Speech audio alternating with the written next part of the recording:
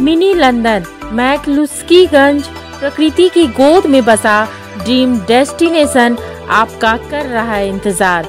आइए अपने यादगार लम्हों को बिताइए ड्रीम डेस्टिनेशन में। राजधानी रांची से महज 50 किलोमीटर दूर आपका अपना ड्रीम डेस्टिनेशन। कांग्रेस पार्टी ने संजय निरुपम को पार्टी से बाहर का रास्ता क्या दिखाया। कांग्रेस पार्टी से निकलने के बाद संजय निरुपम ने पार्टी के अंदर 5 पावर सेंटर होने का आरोप लगाया है। कांग्रेस को जमकर खरी खोटी सुनाई है। आप सभी लोगों को सबसे पहले नमस्कार और जय श्री राम।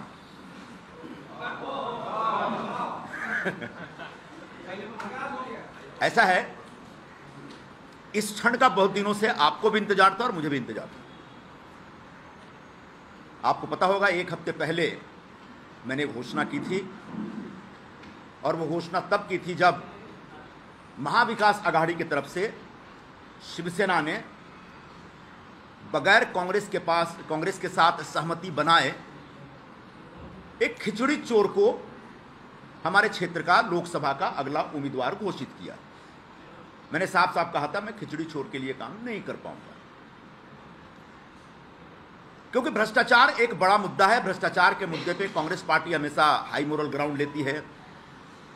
अभी जो बची कुची शिवसेना है, उसके प्रमुख परसों गए थे वहां रामलीला मैदान में और वो भाषण देते देते बोले कि भारतीय जनता पार्टी यानी भ्रष्ट जनता पार्टी।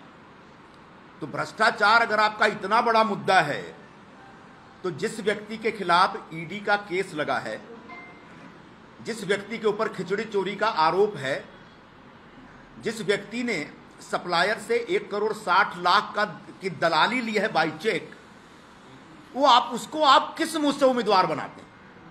मैंने यही मुद्दा खड़ा किया था और मुझे लगा था कि मेरी पार्टी जो दिन रात भ्रष्टाचार के मुद्दे पे सभी लोगों को नसीहतें देती रहती है, शायद इस विषय को समझेगी, लेकिन मेरी पार्टी ने भी नहीं समझा।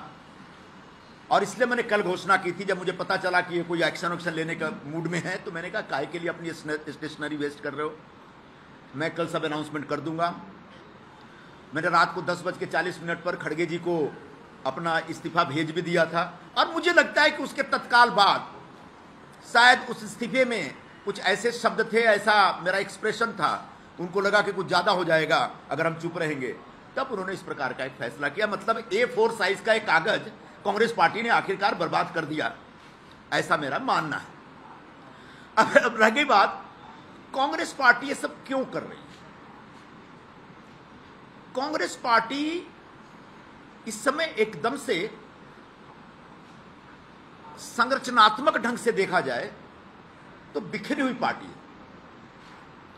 वैचारिक तौर पर तो दिशाहीन है, ऐसा कई लोगों ने कई बार कहा, कांग्रेस पार्टी के लोगों ने ही कहा, लेकिन संरचनात्मक तौर पर एक पूरी तरह से बिखरी हुई पार्टी है। पहले कांग्रेस में एक पावर सेंटर हुआ करता था और उसका एक कॉकस होता था, उसके एक कोटरी होते थे, दरबारी होते थे, और उसके खिलाफ बाकी लोग लड़ते रहते थे या संघर्ष करते रहते थे। इस समय कांग्रेस पार्टी में 5 पावर सेंटर्स हैं। आप चौंक जाएंगे सुनकर के, लेकिन ये सब हमने अनुभव किया हुआ है। अब पूछेंगे 5 पावर सेंटर कौन कौन से हैं, और 5 के अपने कॉकस है, 5 की अपनी लॉबी है, और 5 की जो लॉबी है वो आपस में टकराती रहती है, एक दूसरे को मारने में लगी रहती है। और उसमें बहुत सारे लोग, हमारे जैसे लोग जो किसी भी लॉबी का कोई बाहरी हिस्सा नहीं है, वो अक्सर तकलीफ में रहते हैं। और मैं अकेला नहीं, ऐसे लाखों लोग हैं कांग्रेस पार्टी से जुड़े। तो जो 5 पावर सेंटर है, उसमें सबसे पहले तो परमादरणीय सोनिया गांधी जी का एक पावर सेंटर है, उनके आसपास के लोग हैं। दूसरे आदरणीय राहुल गांधी जी का भी एक अपना पावर सेंटर है, उनके आसपास भी एक कोटरी है जो अपनी दुकान चलाता रहता है। फिर बहन जी की भी एक अपनी कोटरी है, वो अपने ढंग से एक्सर्ट करती रहती हैं, अपना पावर एक्सर्ट करती रहती हैं। अध्यक्ष महोदय हैं, उनका भी एक पावर सेंटर बन गया है। उनके आसपास जो लोग हैं, वहां तो ऐसे ऐसे लोग हैं जिनके पास कोई राजनीतिक अनुभव नहीं, कोई राजनीतिक आधार नहीं, अचानक उनके साथ जुड़ के वो हाईकमान बन गए और इस तरह की बातें करते, इस तरह की भाषा का इस्तेमाल करते, जो मैं आपके सामने यहां प्रस्तुत नहीं कर सकता। और आखिरी एक जो पावर सेंटर है जनरल सेक्रेटरी ऑर्गेनाइजेशन का, वेणुगोपाल जी का, वो भी एक पावर सेंटर बना हुआ है भाई। वो भी अपने ढंग से अपनी राजनीति करते रहते हैं। जब हिंदी बोलते समझ में नहीं आता, अंग्रेजी बोलते समझ में नहीं आता, मलयाली हमको समझ में नहीं आता। एक ऐसा आदमी पिछले इतने वर्षों से बैठा हुआ है और संगठन लगातार गर्त में जा रहा है, संगठन लगातार बुरे खराब दौर में, खराब हाल में। तो एक कांग्रेस पार्टी में जो ये टकराव चल रहा है लॉबियों का, उसकी वजह से कांग्रेस के बाकी राज्यों में बैठे जो लीडरशिप है, जो मेरिटोरियस लोग हैं, जो योग्य लोग हैं, उन लोगों का कष्ट बढ़ता चला जा रहा है। और मैं पिछले 4-5 वर्षों में इसको बड़ी गंभीरता से मैंने महसूस किया है, लेकिन मैं धीरज रख रहा था। आखिरकार धीरज टूट गया, बांध टूटा धीरज का, और उसके बाद जो सामने आया वो सब आपके समक्ष है।